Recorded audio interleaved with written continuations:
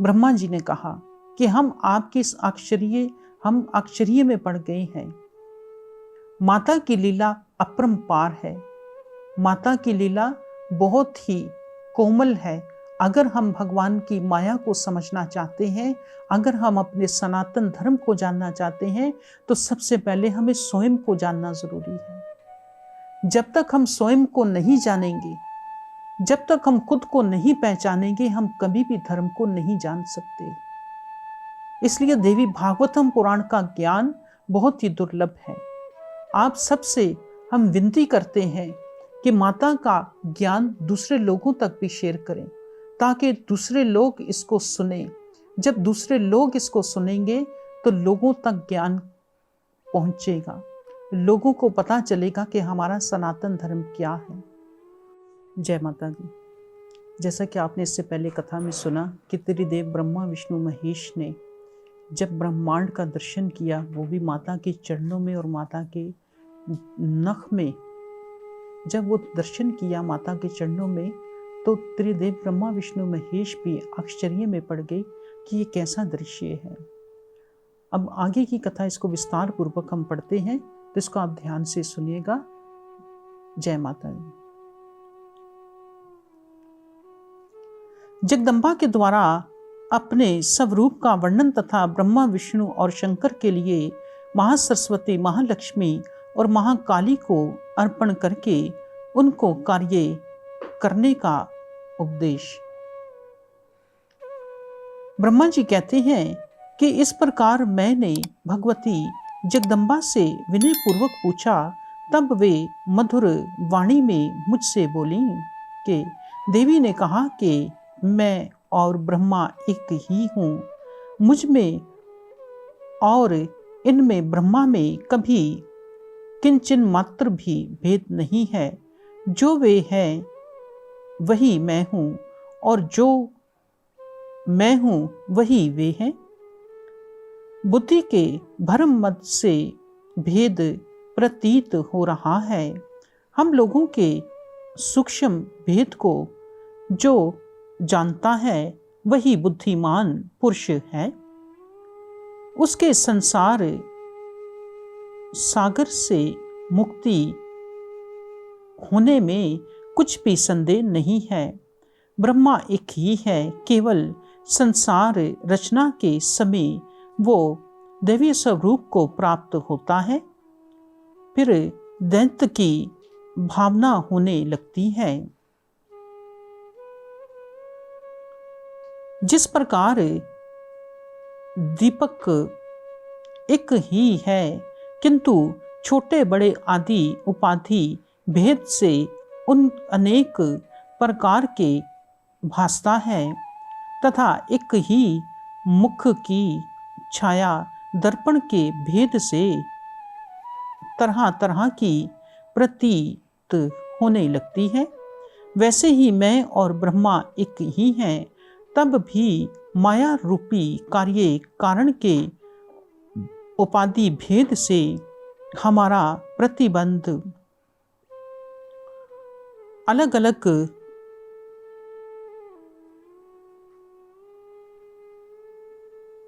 शक्ल रहा है। ब्रह्मा जी जगत का निर्माण करने के लिए सृष्टि काल में भेद दिखता है। जब हम दो रूप धारण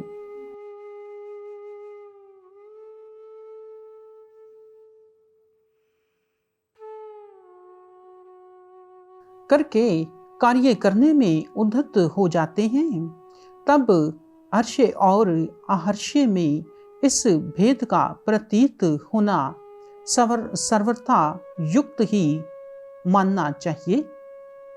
संसार के अभाव में मैं ना स्त्री हूँ, ना पुरुष हूँ, और ना निपुंसक ही हूँ। फिर सृष्टि आरंभ हो जाने पर इस भेद की कल्पना हो जाती है। बुद्धि, श्री, धीर्ति, कीर्ति, समृद्धि, श्रद्धा, मेधा, दया, लज्जा, शुद्धा, तुरणा, अक्षमा, कांति, शांति, पिप्सा, निद्रा, तंद्रा, जरा, अजरा, विद्धा, अविद्धा, रूपहा, बाष्त्री, शक्ति, अशक्ति, वसा, मज्जा, सवचा, हष्टि, सरसता, वाणी, परा, मध्या, इमे, पश्यन्ति आदि वाणी के अन्य भेद तथा जो अनेक प्रकार की नाड़ियां हैं वे सब मेरे ही रूप हैं। संसार में मेरे सिवा कोई पदार्थ ही नहीं है। ब्रह्मा जी, सब कुछ मेरा ही रूप है, अर्थात सब में मैं ही हूँ। ये निश्चित धारणा बना लेनी चाहिए। ब्रह्मा जी, इस सारे संसार में मैं ही व्यापक रूप से विराजमान हूँ। संपूर्ण देवताओं में विभिन्न नामों से मैं वीर्यावात हूँ। ये बिल्कुल निश्चित बात है कि मैं शक्ति रूप धारण करके पराक्रम करती हूँ। गौरी, ब्रह्मी, रुद्री, बराही, वैष्णवी, शिवा, वरुणी, कुबेरी, नारसिंही, इमे, वासवी सभी मेरे रूप हैं। विभिन्न कार्यों में उपस्थित होने पर उन देवियों के भीतर अपनी शक्ति स्थापित करके मैं सारी व्यवस्था करती हूँ। हाँ, उस देवी को मैं निमित्त बना लेना मेरा स्वभाव है। जल में शीतलता, अग्नि में उष्णता, सूर्य में प्रकाश एवं चंद्रमा में शीतलता का विस्तार करने की योग्यता जिस प्रकार बनी रहे वैसे अवस्था करके उनके भीतर प्रविष्ट होती हूँ। ब्रह्मा जी, मैं तुमसे निश्चित कहती हूँ कि यदि मैं शक्ति हट जाऊं तो संसार में एक भी प्राणी हिल जुल ना सके। मुझ शक्ति के अलग हो जाने पर शंकर दैत्यों को मारने में सदा असमर्थ हैं। जब मैं मनुष्य के शरीर से कुछ दूर चली जाती हूँ तब प्राणी उसे अत्यंत दुर्लभ कहता है। उस नीच मानव के विषय में कोई भी ऐसे नहीं कहते कि ये रुद्रहीन अथवा विष्णुहीन हो गया है। कोई भूमि पर पड़ा हो, अपने को संभालने में अयोग्य हो, डर गया हो, हृदय में चिंता की लहर उठती हो अथवा शत्रु के चुंगल में फंस गया हो तो उसे शक्तिहीन ही कहा जाता है। जगत में उसके विषय में कोई नहीं कहता है कि रुद्रहीन है, इसलिए मुझे शक्ति को ही एकमात्र कारण समझो। जैसे तुम भी सृष्टि के अभिलाषी हो तो भी मैं साथ ही देती हूँ, तभी तुम अखिल जगत की रचना करते हो। वैसे ही विष्णु, शंकर, रुद्र, अग्नि, चंद्रमा, सूर्य, यम, तपष्टा, वरुण और पवन सभी मुझ शक्ति के संयोग से ही कार्य में सफलता पाते हैं। पृथ्वी तभी स्थिर रहकर प्राणी जगत को धारण कर सकती है जब मैं शक्ति उसे साथ दिए रहती हूँ। सब बोलो दुर्गेश्वरी मात की जय। जैसा कि आपने सुना कि देवी भागवतम पुराण में बहुत ही सुंदर कथा कि माता भगवती अपने मुख से वर्णन कर रही है कि इस संसार में अगर हे ब्रह्मा, अगर तुम सृष्टि की रचना करते हो, कोई भी कार्य करते हो तो वो मेरी ही शक्ति है। अगर भगवान शंकर असुरों का संहार करते हैं तो वो भी मेरी ही शक्ति है। अगर नारायण राक्षसों का संहार करते हैं, कोई भी कार्य करते हैं तो वो मेरी ही शक्ति है। तो माता भगवती जी का मुख वाक्य है कि इस संसार में अगर मैं अपनी शक्ति किसी से हटा लूं तो कोई ये नहीं कहेगा कि ये रुद्रहीन हो गया या ये विष्णुहीन हो गया, सब उसको यही कहेंगे कि ये शक्तिहीन हो गया। जब इंसान की मृत्यु हो जाती है तो उस वक्त भी इंसान शक्तिहीन हो जाता है। माता का मुखवाक्य है कि जब कोई इंसान किसी के चुंगल में फंस जाता है और वहां से वो निकल नहीं सकता तो वो क्या हो जाता है, शक्तिहीन हो जाता है। तो इसलिए शक्ति की पूजा करना हम सबका धर्म बनता है।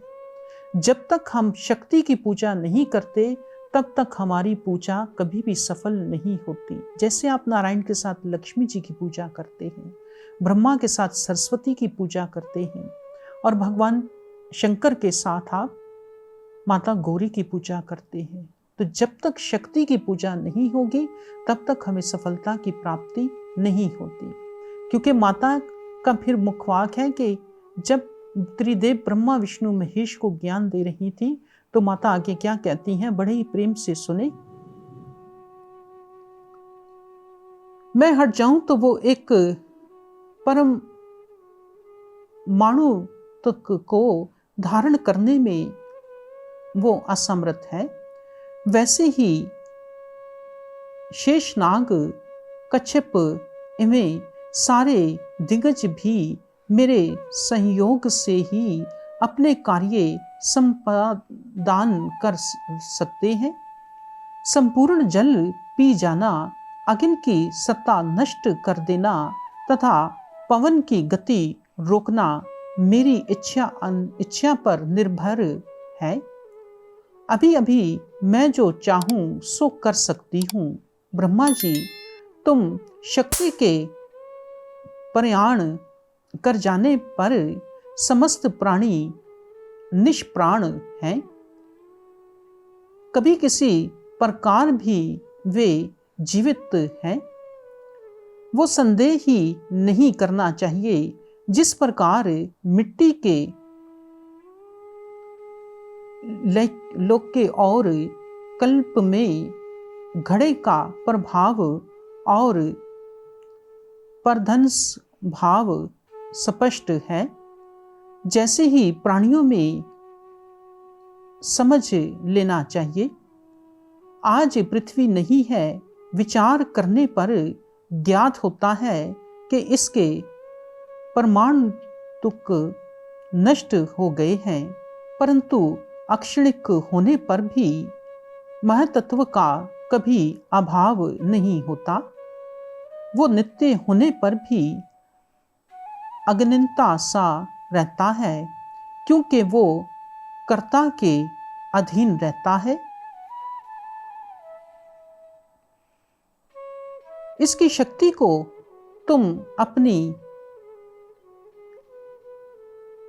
क्योंकि वो कर्ता के अधीन रहता है, वो महात्म्य 7 भेदों से विध्वस्त है। ब्रह्मा जी इन्हें वो महातत्व देती है, स्वीकार करो। उसी से अहंकार उत्पन्न होता है। इसके बाद जिस प्रकार पहले सृष्टि की थी वैसे ही संपूर्ण प्राणियों की रचना का कार्य आरंभ करो।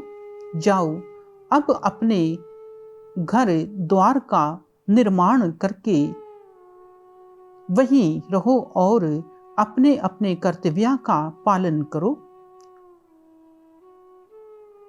ब्रह्मा जी, इस शक्ति को तुम अपनी स्त्री बनाओ। वो अनुपमा सुंदरी है, इसका मुख सदा मुस्कान से भरा रहता है। महासरस्वती नाम से वीर्यवात इस श्रेष्ठ देवी में सभी रजोगुण विराजमान हैं। सब बोलो दुर्गेश्वरी माता की जय। माता दुर्गेश्वरी ने त्रिदेव ब्रह्मा विष्णु महेश को से कहा कि इस जगत में कोई भी ऐसा कार्य नहीं जो शक्ति के बिना हो। अगर हमारे अंदर शक्ति है, जब तक हमारे अंदर शक्ति विराजमान है तो हम हाथ से एक चीज को उठाकर दूसरी जगह रख सकते हैं। क्योंकि हमारे अंदर जो शक्ति है वो माता दुर्गेश्वरी की है, माता जगत जननी की है। तो हमें इस शक्ति का उपयोग, अपनी सामर्थ्य जो हमें दी है, हम जब अपनी शक्ति का उपयोग करते हैं तो माता की दी हुई शक्ति का उपयोग करते हैं। हम कोई भी कार्य करते हैं तो माता के ही आदेश अनुसार करते हैं। जब हमें माता शास्त्रों या पुराणों के अनुसार हमें कुछ भी अपने बारे में, ज्ञान के बारे में बताती है, तो हमें उस ज्ञान को समझना चाहिए। जब तक हम ज्ञान को समझेंगे नहीं, जब तक हम ज्ञान को मानेंगे नहीं, तब तक हम कभी भी सफलता की ओर नहीं जा सकते। तो इस बात को ध्यान में रखना चाहिए कि हमें इस बात का निर्णय लेना चाहिए कि हमें भगवान की भक्ति करना आवश्यक है। जब भी कोई इंसान, कोई भी मानव जब भक्ति करता है तो उसके अंदर माता शाकंभरी का तेज उसके अंदर विराजमान होता है। जब हम पूजा के लिए बैठते हैं, भक्ति के लिए बैठते हैं, तो जितनी देर हम भक्ति करते हैं उतने समय तक माता का तेज हमारे अंदर विराजमान होता है। ऐसा देवी भागवतम पुराण में वर्णन किया गया है। इसको और भी विस्तार पूर्वक कहेंगे। आप सबका बहुत बहुत धन्यवाद जी कि आप लोग इस कथा को सुने।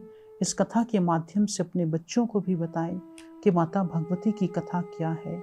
आप सबका बहुत बहुत धन्यवाद जी। जय माता दी, त्रिदेव की सदा ही जय हो।